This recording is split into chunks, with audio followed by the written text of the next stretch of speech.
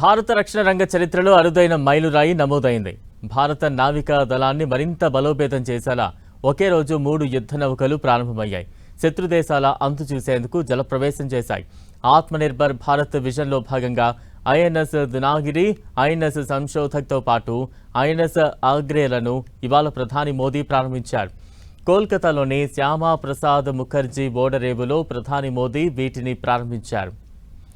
దేశీయంగా నిర్మించిన ఈ 3 యుద్ధ నౌకలను ఇండియన్ నేవీకి చెందిన వార్షిప్ డిజైన్ బ్యూరో డిజైన్ చేయగా కోల్కతాలోని Garden Reach Shipbuilders and Engineering సంస్థ నిర్మించింది.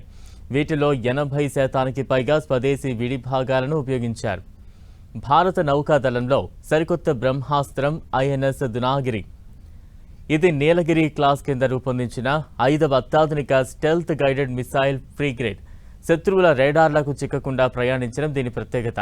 149 మీటర్ల పొడవు, 6670 టన్నుల బరువు కలిగిన ఈ నౌక గరిష్టంగా 28 నాట్ల వేగంతో ప్రయాణించగలదు. 225 మంది నౌకాదళ సిబ్బందితో సుదీర్ఘకాలం సముద్రంలో కార్యకలాపాలు సాగించగలదు.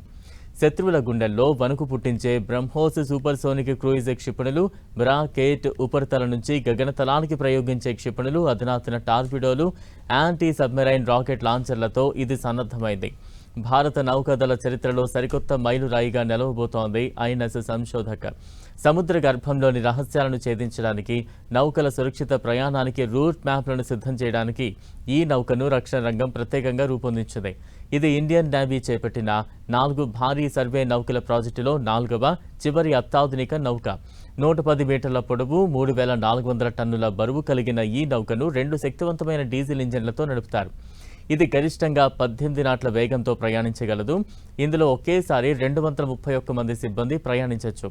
సముద్ర అంతర్భాగాన్ని మ్యాపింగ్ చేయడానికి ఇందులో autonomous underwater vehicles, remotely operated vehicles, multi beam echo sounders వంటి అత్యంత ఆధునిక హైడ్రోగ్రాఫిక్ పరికరాలను అమర్చారు.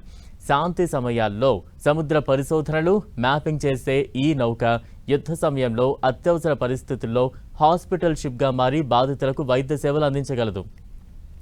రీసెర్చ్, రెస్క్యూ ఆపరేషన్స్లోనూ కీలక పాత్ర పోషిస్తుంది. Decisive, dauntless. अब मैं नौसेना प्रमुख एडमिरल कृष्णा